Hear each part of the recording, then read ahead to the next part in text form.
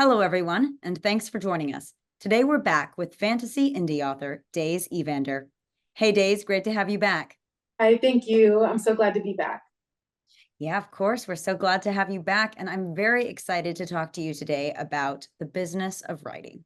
So, Daze, how did you find and select the creators that you wanted to collaborate with for artwork and editing, and what's been your experience with them? So, when I decided to hire an editor and some artists to help me put these stories together, I searched different platforms online, but ultimately landed mostly on Fiverr to find some freelancers to help assist me with these projects. And I've been working with the same people since I debuted. I'm about 4 years in with them now, and I love working with them. My cover artist, his name is James Child, and then I'm right now currently working with Michaela Delaney. She's my editor for my manuscript for The Shadow of Saltcrest, and they're incredible to work with. Um, Everyone who I've worked with so far, because there's quite a few other artists as well, but right now those are the two I'm working with mainly. And I did find them online, and I all our correspondences mostly take place via email. And so I love talking with them, love working with them, and it's a lot of fun to work internationally and hire other people across the globe. And they have so many amazing strengths that they bring to these projects as well. And I truly couldn't do it without them. Hmm. That's great that you do hire international talent. How important do you feel that that is for an author to hire international talent when it comes to commissioning, their other creative contributions and projects? I feel like it's very important and valuable to hire others internationally across the globe, because you get to broaden your audience. You also get to bring in new perspectives and new talent onto the stories that you're telling. And I definitely encourage writers to work with as many people as possible and to work with different types of freelancers, because it's also going to help the immersiveness of your series. It's going to help in bringing everything to life, getting to see from others' perspectives. I definitely encourage others to hire internationally. I've had a really good experience with it. But yes, definitely, do your research and take your time to see who you're the best fit with is a big part of it as well. But looking over an artist's portfolio and seeing their previous work and but giving others that opportunity, I think, is a really beautiful thing, is to give other indie creators a platform as well and a spotlight on what they do. And so that's really important to me, is making sure that everyone feels included and involved, and also that their work gets that spotlight and more people find out about them also. Yeah, interesting. And on the note of just collaborating with these other creators that have their own ideas, how do you clearly communicate your vision to them in order to bring your world and characters to life? So when communicating these visions with specifically artists I have them for a commission, I mostly speak on email. And so I'll send over some example images of certain colors, or I'll send a color hex or a certain model of a reference for a character.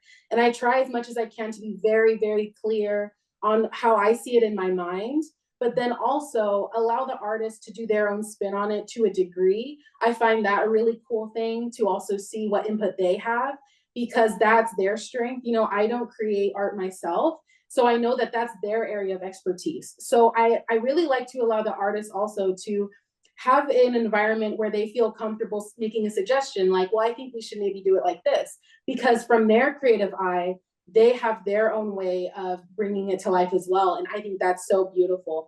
So James Child, my cover artist, and also Kevin Sardina is another artist I worked with for character portraits.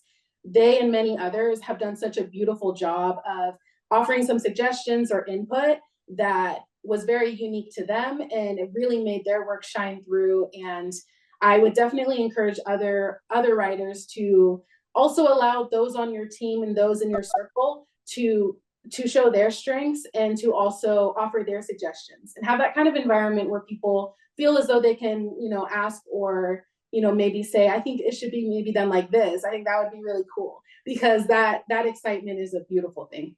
And on a more technical note, could you share a little bit of insight into your budgeting process for hiring these artists and editors or any other creators that you do work with while, managing your cost of indie publishing? Yeah, so currently, in terms of managing costs of indie publishing, I currently have two jobs, and I have my day job and what I call my dream job, and I use my day job to fund my dream job. And so, in terms of budgeting, I would definitely recommend others to plan ahead as much as possible when it comes to commissions, when it comes to what your goals are for the year of what you want to put out.